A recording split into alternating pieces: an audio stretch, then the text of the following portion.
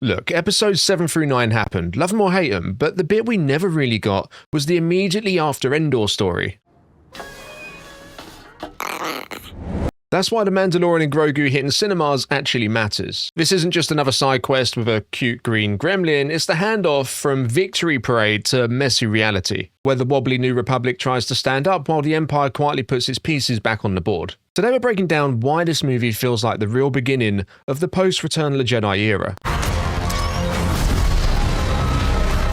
How it reintroduces Din and Grogu for the theatre-only audience, gives us the world building we skipped with The Force Awakens, and sets the stage for an Imperial resurgence that's been brewing since Season 1. Maybe we even get a few crumbs on Grogu's origins, and I'm torn between wanting answers and keeping the mystery.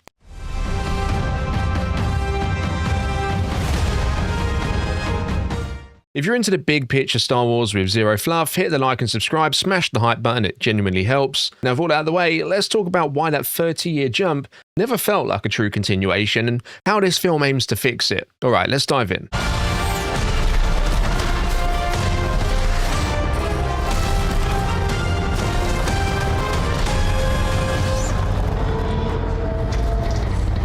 Alright, so 6 years ago we met a lone gunslinger working the edges of the galaxy, and week by week the map filled in. Navarro, Tatooine, places we knew and places we didn't, along with a rogues gallery that turned into a found family. Boba rolled back in, Ahsoka stepped out of animation and into live action, Luke cut through the corridor at the height of his powers.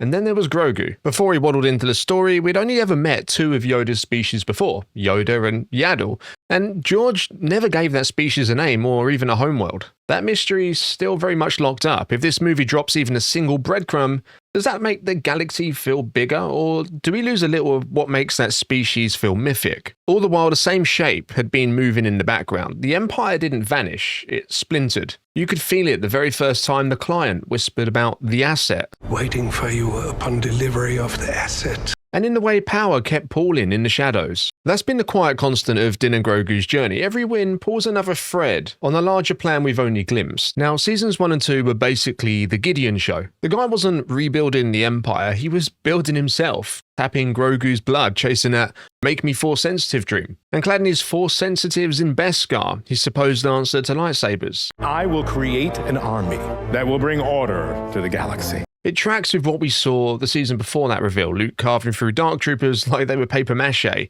Gideon read the galaxy's playbook. Mandalorians have Beskar, Kaminoans perfected cloning, the Jedi have the Force, and decided the fastest route to a new Emperor was 1,000 Gideon clones wearing indestructible armor. Then Season 3 flips the board, Gideon's gone and we meet the wider Imperial Remnant. People who aren't chasing personal glory so much as a return to order. It's basically Andor in reverse, not scattered rebels becoming a movement, but scattered Imperials trying to knit themselves back together. And here's the scary part, if the first 2 seasons were about stopping one man's obsession, this next phase is about stopping an idea. Long live the Empire! What's harder to kill, a tyrant or a cause with a waiting figurehead? That's the tension this movie can cash in on. Not did the Empire survive, but how it reorganizes while the New Republic tries to act like the war's over. If the Remnant finds the right banner to rally around, we're not looking at Monster of the Week anymore, we're looking at a path to another galactic conflict. And the first real steps that explain how we ever got from Endor to the First Order. But yeah, I've always felt the sequels don't really continue Return of the Jedi as much as jump past it. 30 years vanish, and in that gap you got the birth of the First Order. Snoke stepping out the dark and a brand new Jedi Academy rising just long enough to fall. None of that happens overnight, and that's why this movie is such a big deal. It can start stitching those missing years together instead of leaving them as footnotes. The temple was burning. So yeah, here's my read. The story isn't just Din and Grogu on another mission, it's the early tremors of a new era. New Republic finding its feet while something much colder and more organised starts moving off screen. If the film plants even one solid mile marker, first whispers of the unknown regions, the machinery of coordination starting to hum, supply lines, signals, loyalties, like it's getting ready for someone to take the chair, anything. That's the breadcrumb trail that finally explains how we get from Endor all the way to Ahch-To. Thrawn's return will herald in the re-emergence of our military. What do you think? Would you want them to tip their hand on that now or keep it in the shadows a little longer? And well, then there's the Luke reveal. Not a cameo tease, just the climate around him. We're not at the tragedy, we're at the crossroads. A temple rising, but no students. I will train you to be a great Jedi. If the film even nods to that New Republic chatter, holonews, whatever, it raises the emotional temperature fast. Are we prepared to feel that optimism wobble, knowing where it leads, or does seeing the first cracks make the eventual fall hit too hard? That's the layer I think this film adds, not a time skip, an actual handoff. From here, the path to the future stops being guesswork and starts being, well, story. Now, in the movie, we're likely 6 to 8 years out from Endor, which is the sweet spot for this story to stop being remember when and start being here's what actually happened next. On the big screen, this movie works as a handshake for the people that have never actually touched the Disney Plus shows. Din and Grogu reintroduced, clean context, no homework required, while the rest of us finally get to live in a new republic that's still learning how to govern instead of just hearing it exist. Go on. You don't have the resources to protect the Outer Rim. What I'm hoping for is that slow, confident world building The Force Awakens didn't have time for. Show us the bureaucracy, the blind spots, the way that war heroes had to slowly become pencil pushers while the Imperial Remnant tests defenses. Like, if the New Republic's first big mistake is thinking the war ended cleanly, who pays the price for that optimism?